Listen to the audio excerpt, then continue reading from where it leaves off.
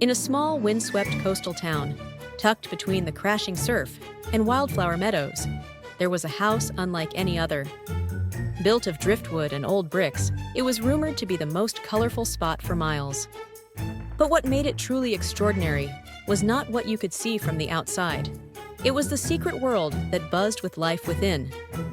Home to the world's only community of sentient, talking doodles. Eliza, a 17-year-old aspiring artist, had discovered this odd reality quite by accident. She'd been searching the neglected attic when she stumbled upon an old, dust-caked sketchbook. The pages inside were filled with half-finished cartoons and scribbles from her childhood, forgotten since she started focusing on serious artwork. But when her pencil brushed across one of the faded lines, something magical happened. The character in the doodle blinked, stretched, and bounced right off the page with a flourish. His name was Squig, an exuberant, blue-outlined frog with bright red sneakers and a sly sense of humor. Startled but curious, Eliza realized Squig wasn't alone. Soon, more of her doodles began to emerge. Pip, the stammering but brilliant fox. Luna, a levitating cat with a wicked curiosity. And Dot, a fast-talking ladybug with big dreams.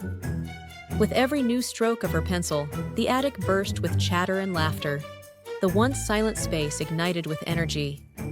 But Eliza quickly learned that being the creator of this cartoon community was more complicated than it seemed.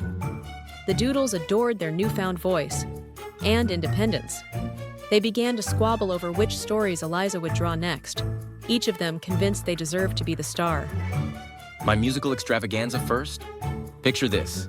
A lone frog against the world with a hit song. Be preposterous. The world needs my self-folding map. It's a matter of scientific progress. Why draw a story when we can live one? I'm off to explore the forbidden crawl space. I hereby call this meeting to order.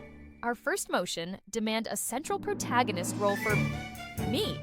Musical extravaganza first? Hereby call this Picture Why draw this. a story when we can A live lone one? frog I'm against off to the explore world the with a forbidden hit crawl song. space. One stormy evening, as Eliza sat atop a stack of dusty canvases, conflict hit a fever pitch. The doodles' world was literally coming apart. Erasure dust stormed across the floorboards, and pages threatened to tear as Pip and Squig got tangled up in a tug-of-war over the sketchbook. Eliza, overwhelmed, dropped her pencil. Her mind spun. She missed when art had simply been fun.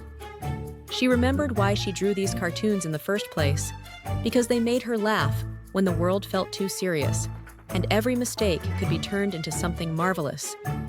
So, rising above the chaos, Eliza called her creations together.